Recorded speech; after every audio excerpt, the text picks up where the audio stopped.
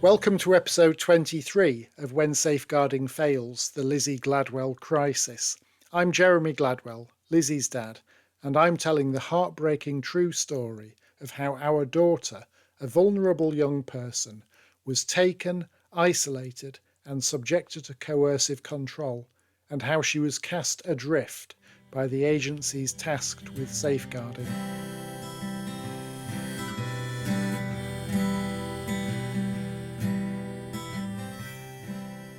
June 2024.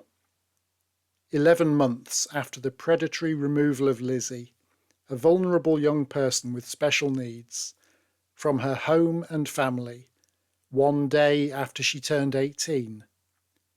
Why? Sleepless nights, anguish, grief. Lizzie's absence was an open wound in our family, raw and bleeding. How could anyone describe it differently?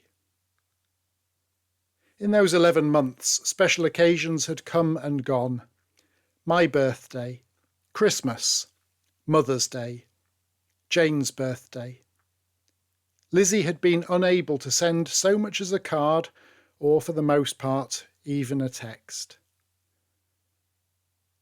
Father's Day was now approaching. I had witnessed Jane's anguish over the cruel games played by Coral in the run-up to Mother's Day. Father's Day is different, of course, more understated, but it was nonetheless a looming event. A dark emotional undercurrent was gnawing away at me. Weeks before the day arrived, I'd seen the cards in the shops. Happy Father's Day. Number 1 Dad. To the best Dad. For my dad from your daughter. They were a painful reminder that I was unlikely to receive a text, card, or any acknowledgement of the day. I saw a card that read, "No matter how old a girl gets, she never stops needing her dad." I wasn't expecting a card, and there was little point attempting to make plans with Lizzie because Coral would simply make sure that any attempt at contact would be blocked, sabotaged, turned into a tool for maximum suffering, for us, for Lizzie. Actually, truth be told, silence would be preferable to pain. I was braced for silence. Part of me was fearing that Lizzie would actually unblock me to ask what I wanted for Father's Day or what I wanted to do. I decided to channel my grief into something tangible. Lizzie and I had made several videos together throughout her childhood, silly stories, songs, spoof music videos. These were produced under the banner of Doll's House Productions, with characters from Lizzie's Doll's House frequently appearing.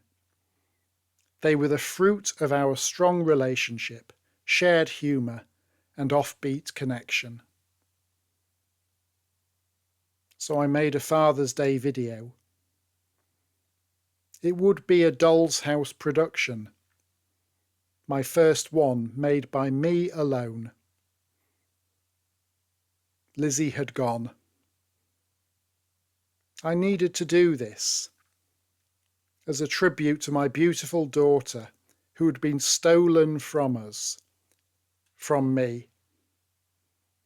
It was to be a heartfelt message to Lizzie from her dad, a poignant opportunity to remind her that I loved her and missed her.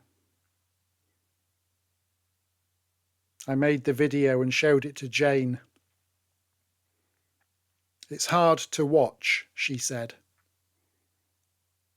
I took that as a compliment. The video itself is easy to find if you do an internet search for Doll's House production of Where Are You Now?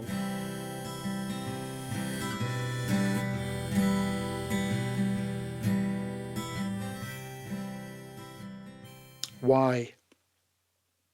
We just wanted to know what was going on. We wanted to know why it was going on. We wanted to know when it would end. We wanted to see our daughter, to be able to speak to her, to be free to message her, for her to be free to message us. The girl we knew, vivacious, loving, fiercely connected to her family, had been cut off from everyone who loved her. Lizzie had always been close to her cousins, her aunts, her uncles. She could name every cousin in order of age. She wrote about them. She cherished them. And yet we were supposed to believe that one day after turning 18, she willingly abandoned them all. Why? Questions with no answers. Was Coral evil, or was Coral unwell? Coral had sons. Had she always wanted a daughter? So thought she would take ours from us. We had placed what little hope we had left in DC Roscoff, but even that hope was wearing thin. DC Roscoff had initially seemed concerned and sympathetic. However, by the time we finally arranged a telephone conversation with him in June, 2 long months had passed since our previous discussion. In the meantime, he had been elusive and unresponsive, a stone wall. His compassion had faded into silence. We only had his email address. He never gave his number, and his calls always appeared as private number. We were trapped in the unbearable limbo of waiting for him to contact us, waiting for updates, waiting for justice, waiting for any sign of our daughter.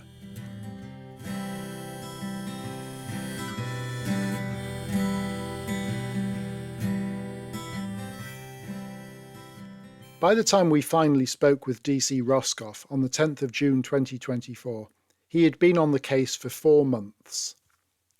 We were supposed to speak 1 week earlier, but he postponed the call by yet another week because of live incidents.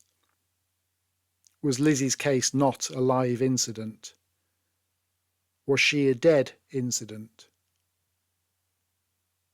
By this stage, Roscoff had actually managed to meet with Lizzie, at long last. I asked him why everything was taking so long.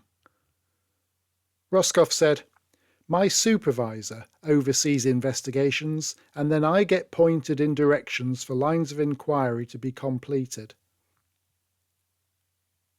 Did he not have autonomy and authority? My initial illusions of the detective constable being an investigative sleuth evaporated. I asked if he had managed to have a conversation yet with Thomas Scrimshaw, the safeguarding official from the Methodist Church, who had been trying to contact him. "No," said DC Roscoff. "My supervisor is of the opinion regarding that at this moment in time, we don't need to speak to Mr. Scrimshaw." And that extended to not even having the courtesy of telling Mr. Scrimshaw that they felt they did not need to speak to him. I asked DC Roscoff if there was actually an investigation taking place at all. Roscoff said, "From our side of things, from linking back with my supervisor around the conversation I've had with Lizzie, it's very difficult to keep progressing this investigation." Naturally, I disagreed. I said, "Crown Prosecution Service legal guidance confirms that the prosecution strategy should from the outset consider proceeding without the victim's support. In these instances, the evidence in the case should be considered." I continued, "So it's about taking into account the available evidence. This logically involves an investigation. So one of the questions I have is, what investigation? If there is an investigation, who has actually been interviewed?" DC Roscoff's reply was, "In terms of formal interviews, there have been no formal interviews." No formal interviews. No questions asked. Not of us, not of any of the information we had sent through, not of any of Lizzie's family, her godparents, her church, her support network, her learning support staff from her childhood, not from anyone who knew her. Nothing. And from where had this decision come? Roscoff's answer was sadly predictable. There's not been any guidance from my supervisor where we need to go with this. Some informal conversations had taken place, but there was a clear admission that no formal interviews had taken place whatsoever in 4 months. And yet in those 4 months, several highly significant events had taken place. Coral had taken Lizzie to a police station so that she could make an entirely spurious accusation of rape against her innocent uncle, an uncle Lizzie loved dearly. On Mother's Day, Lizzie had desperately tried to arrange some time with her own mum, only for Coral to sabotage the plans at the last minute by booking the whole afternoon at the Rage Room so they could hit rocks with hammers. Coral had initiated proceedings that led to PC Smith visiting our house to accuse me of harassment, claiming that my knocking on the door to see my own daughter caused Coral some distress. Lizzie had phoned me late one night, quiet and monosyllabic, as though she was not wanting to be heard by others in the house. But then she was found, and she exhibited traits that could reasonably be described as a terror response. Lizzie had told Gary Atkinson that she wanted to meet with us. Gary waited a week, hoping she might change her mind. He then rang her at the house, which effectively made sure that she did change her mind. Lizzie phoned Jane, during which Lewis was heard yelling in rage at Lizzie, followed by a yelp and 6 minutes of silence before the call was cut off. That event led to a 999 call.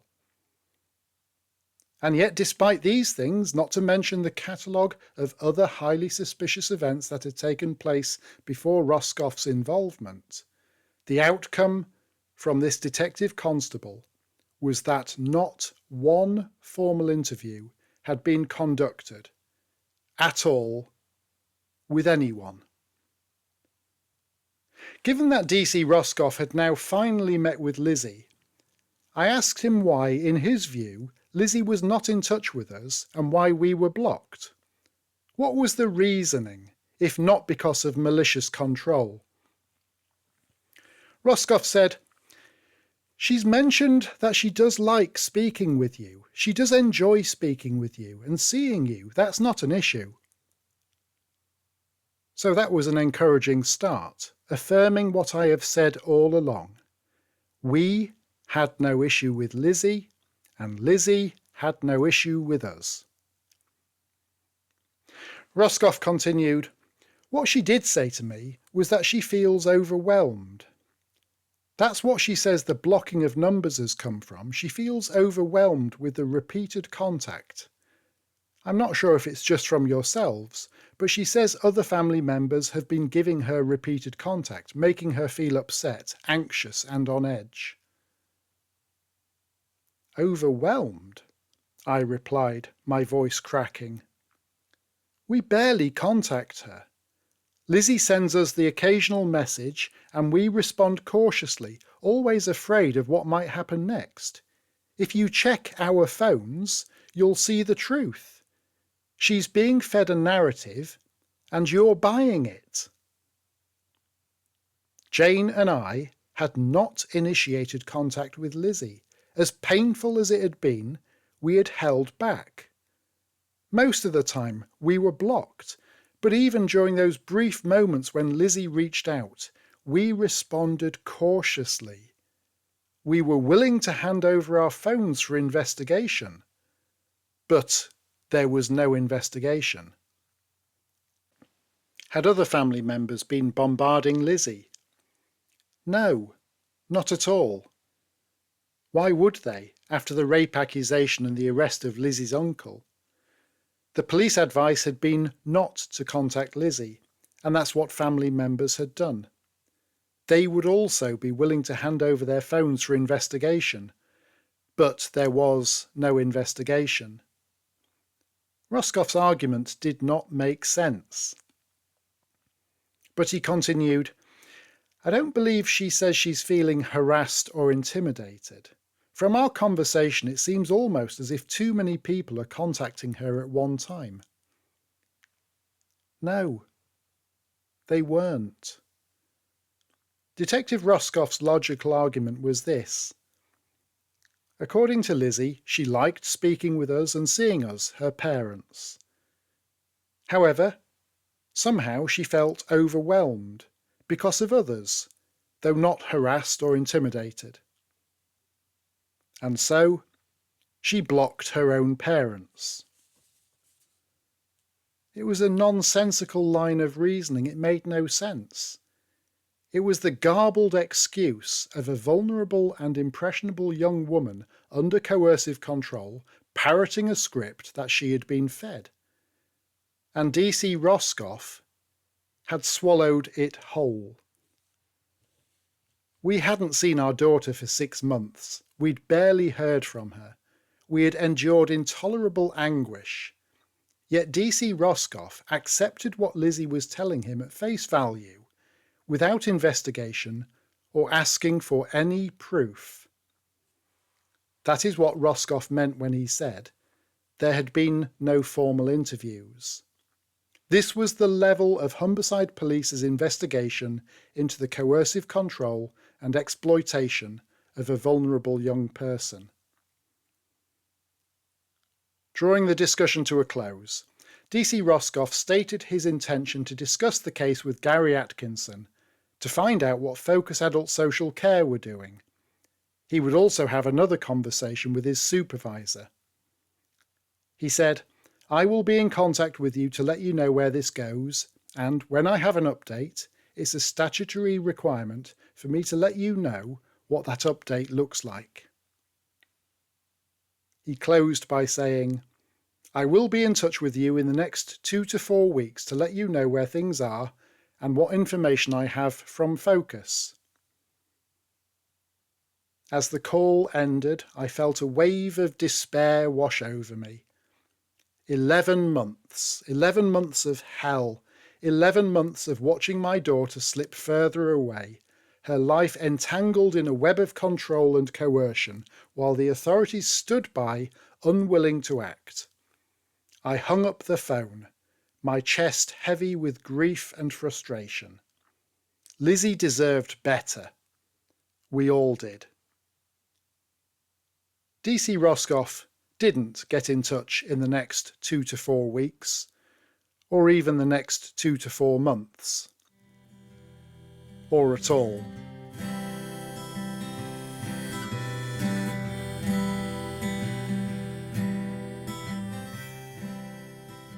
One week to go until Father's Day.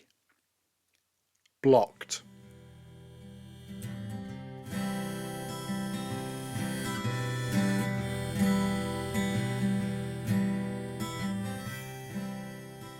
Father's Day 2024.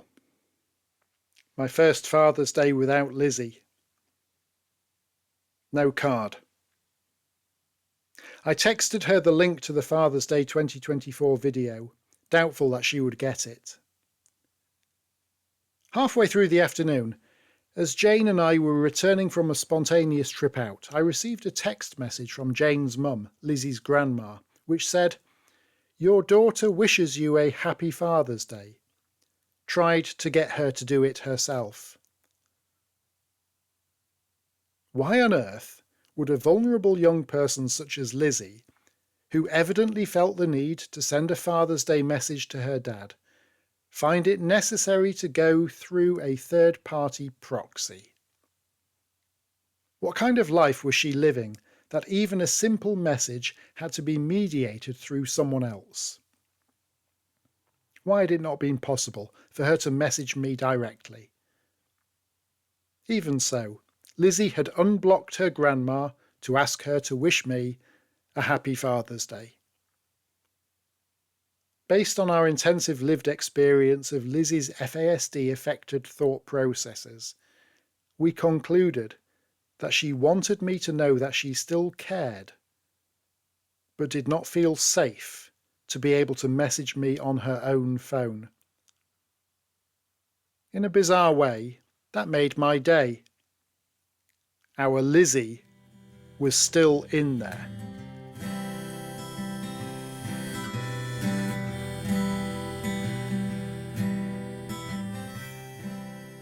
I often found myself praying, though I wasn't sure anymore if anyone was listening. I prayed for strength, for clarity, for Lizzie to feel our love despite the barriers. I prayed for justice, though it seemed a distant dream. And above all, I prayed for the day when the chains of control would break and we would be able to see her.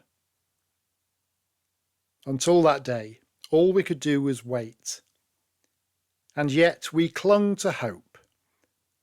Fragile, battered hope.